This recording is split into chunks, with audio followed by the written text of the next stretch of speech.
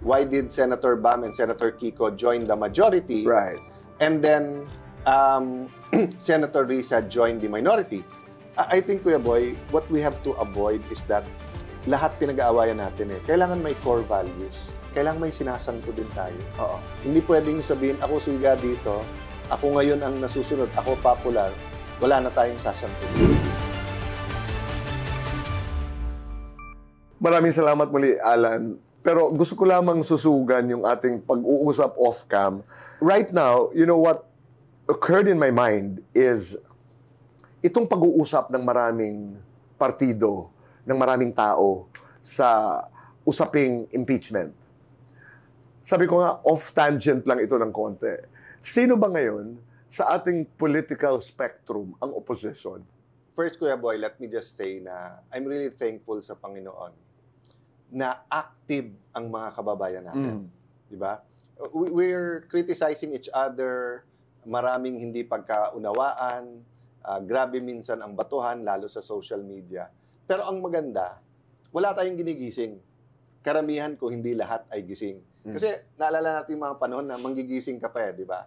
Kuya Boy, we're one of the very, very few countries in the world, I think 2, 3, 4 lang tayo, na presidential form of government, pero hindi two-party. Iisang administrasyon, yun ang klaro. So, we have the Marcos administration. So, theoretically, anyone who is against the Marcos administration is the opposition. So, meaning, if the liberals are have a historic, the Aquino Marcos, so opposition yung Aquino liberals. Okay. Since nag-away na ang Marcos at Duterte, because that was, yung team unity was a coalition. Di ba? Nagsama lang. So, hindi na nagsasama ngayon. So, opposition din yung Duterte group. Progressive groups in our country have often been supportive of some issues of the administration, but mostly opposition din yan. But what's unique, Kuya Boy, now is that we are opposition against the opposition also. Yung 2022, let's say the Lenny Pangilinan, di ba, group,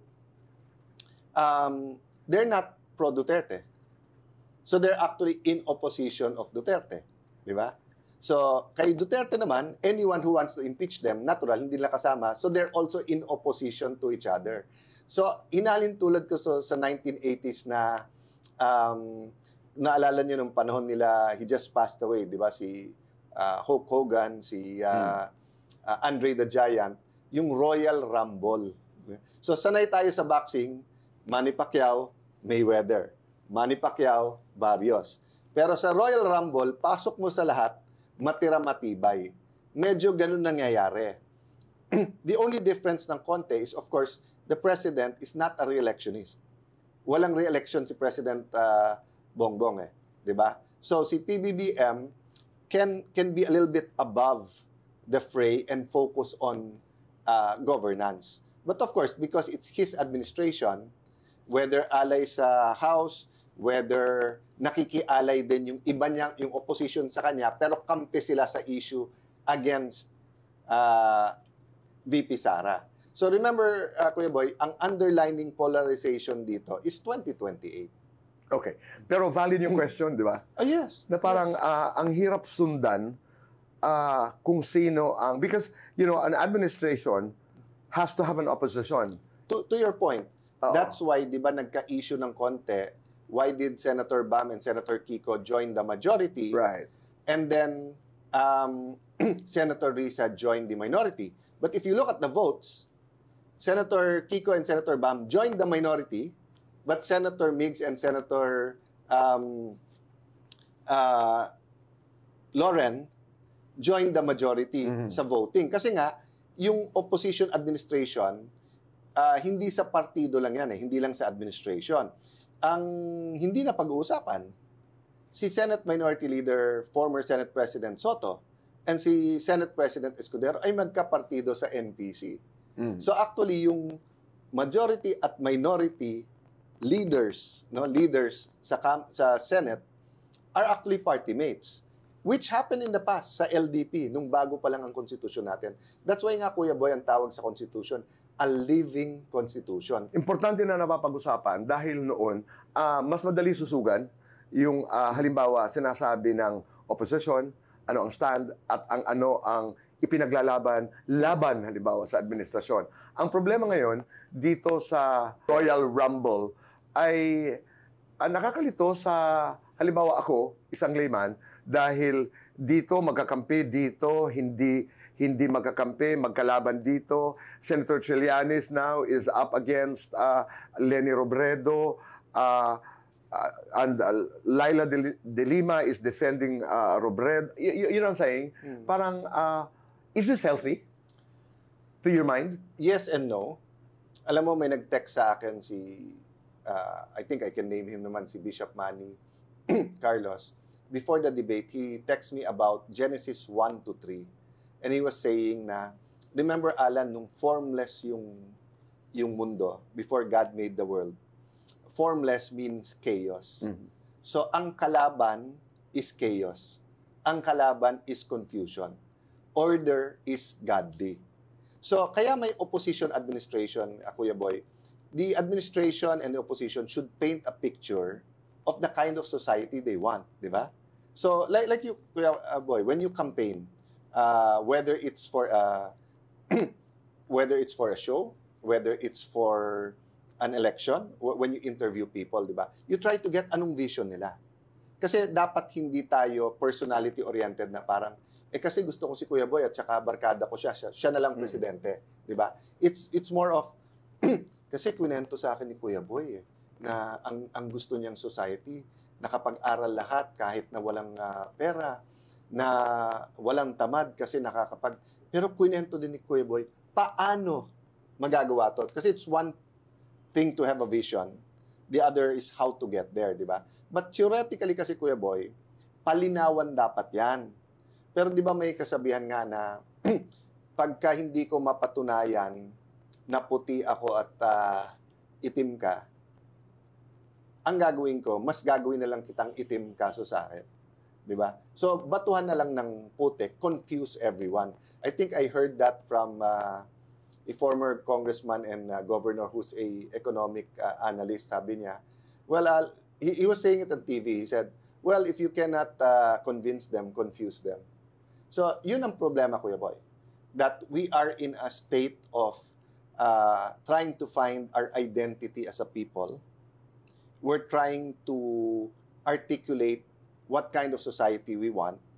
But our politics, political leaders, political parties, di ba, are more focused now on the parochial technical side of sinong magaling na kandidato, paano in-knock-out yung kabila. Sa usaping impeachment, are we in a state, I know this is very general, are we in a state of confusion?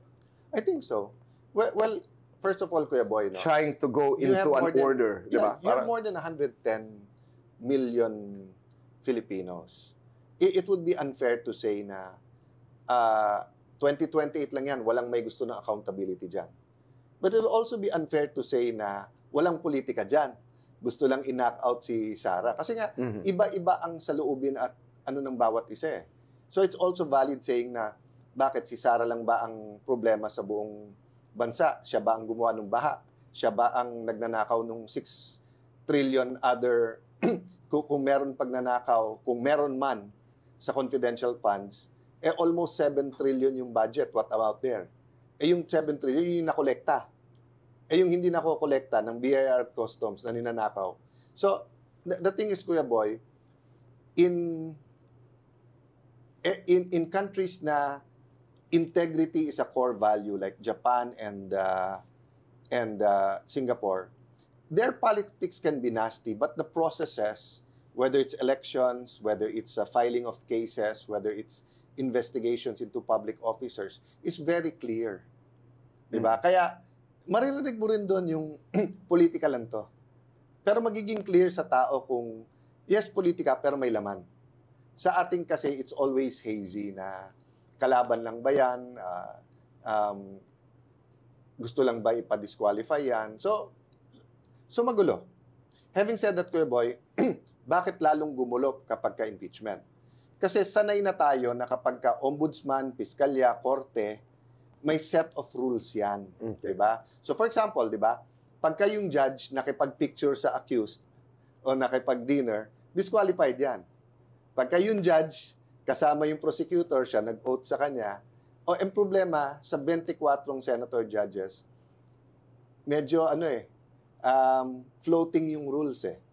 Diba? And then you have 24 opinions, and you have to listen to each and every one opinion. But itutulay ko lang, Kuya Boy, So dati, kumbaga sa bangka, kung yung 24 senators yung bangka, or yung impeachment issue yung bangka, may katig ka. Meron kang neutral, meron kang Pulse Asia, SWS, na i-report lang. And so far, I'm happy that ganun pa rin sila.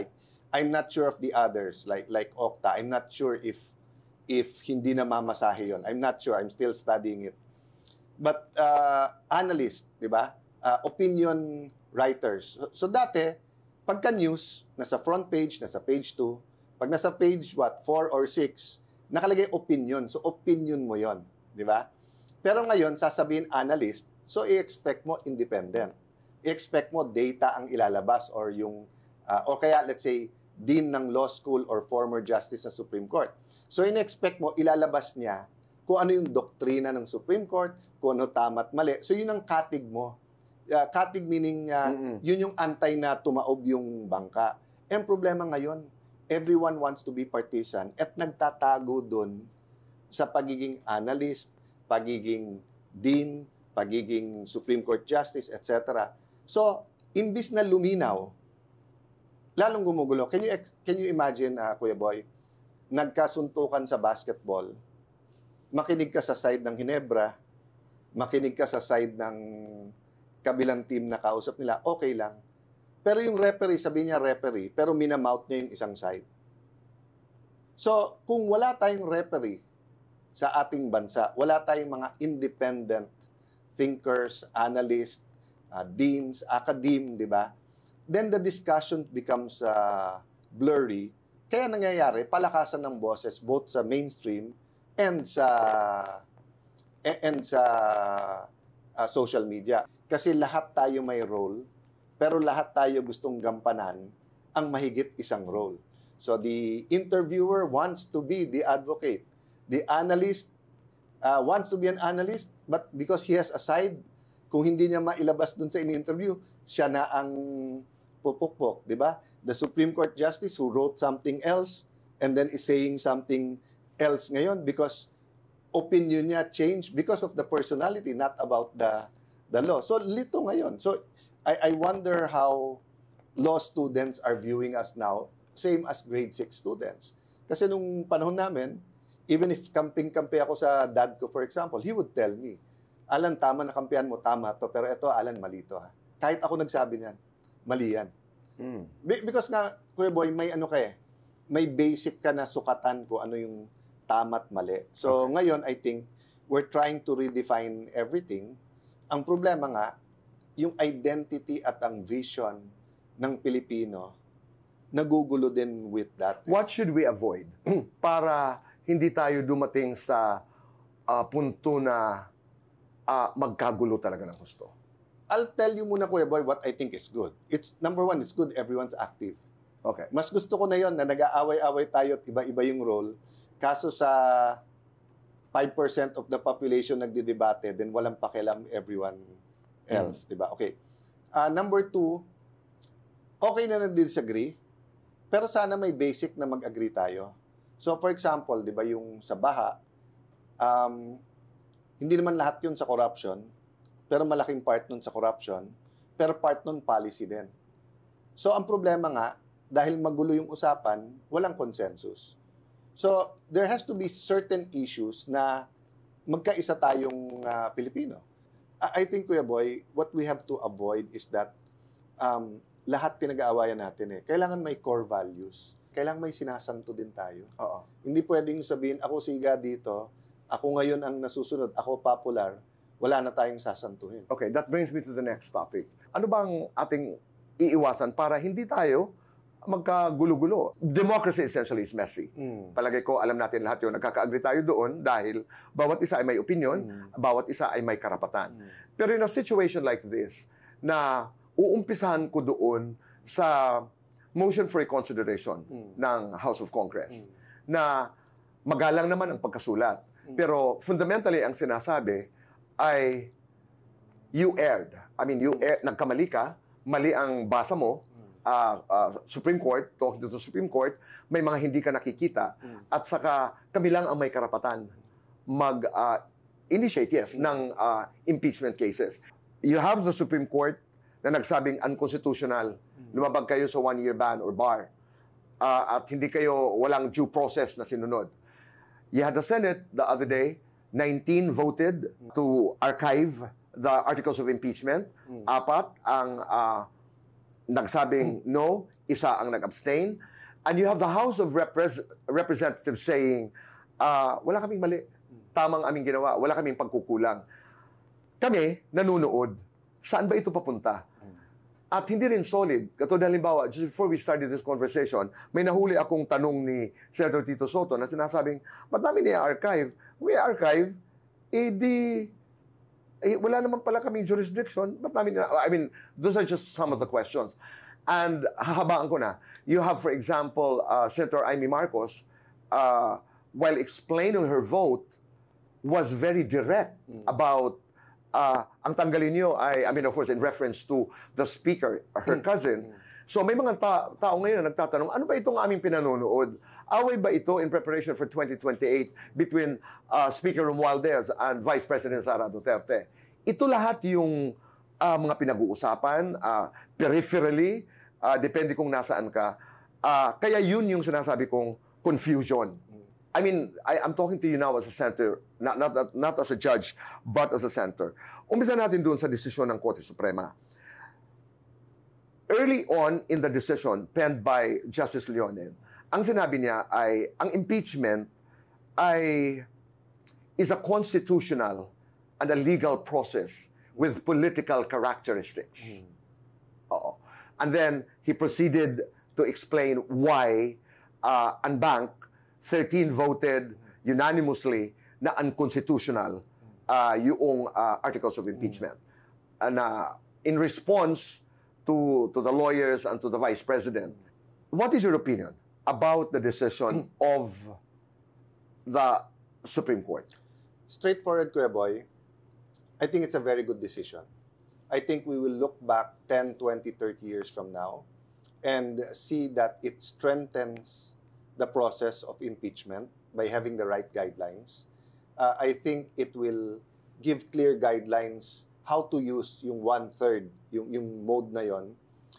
It will also give guidelines sa House. I think it will also be easier for the Senate in the future, given our experience now. Come to think of it, bakit sinama ang Vice President sa impeachable? Kasi under our Constitution, the Vice President becomes very productive kung bibigyan mo siya ng ahensya o departamento. Kung hindi, yun yung tinatawag, hindi ako tinatawag talaga to sa political science na spare tire. Naghihintay ka, di ba? Kung kailangan ka maging presidente. Okay. So, ang theory kasi dyan, Kuya Boy, one more day in office as COA chairman, as Chief Justice, as President, hindi kakayanin ng bansa kung kailangan ka impeach. Medyo may diferensya ng konti sa Vice President Kasi wala ka naman power Wala ka naman hawak na pondo.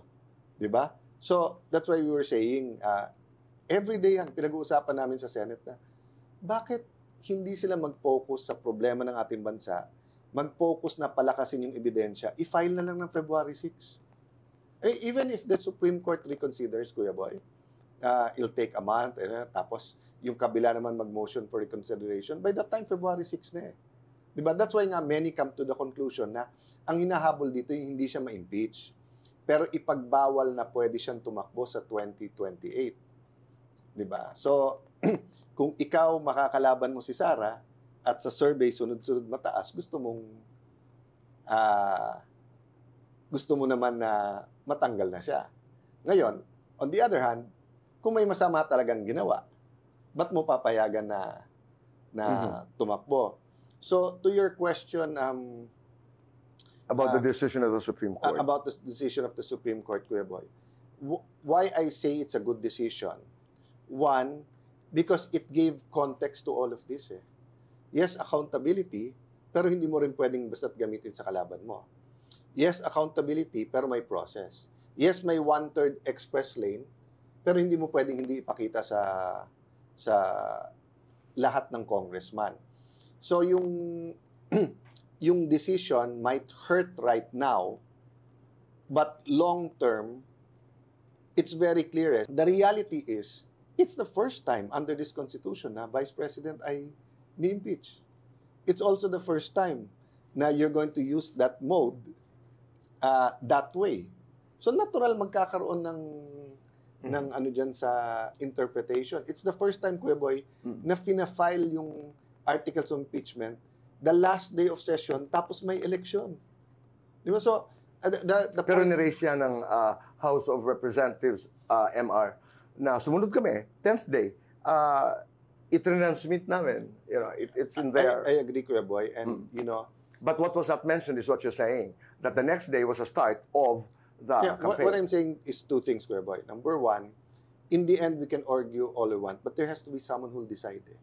May arbiter ka dapat. May arbiter, and it's the Supreme Court, okay? Hindi yan nagbabiolate doon sa the principle of the three branches being equal. No. Because that's being raised also in the motion for reconsideration. Okay. Ang parating sinasabi kasi, di ba, na may power ang Senate, House, Presidente, Supreme Court. Okay. Ang hindi sinasabi, precisely nga ang power ng Supreme Court is to interpret the Constitution.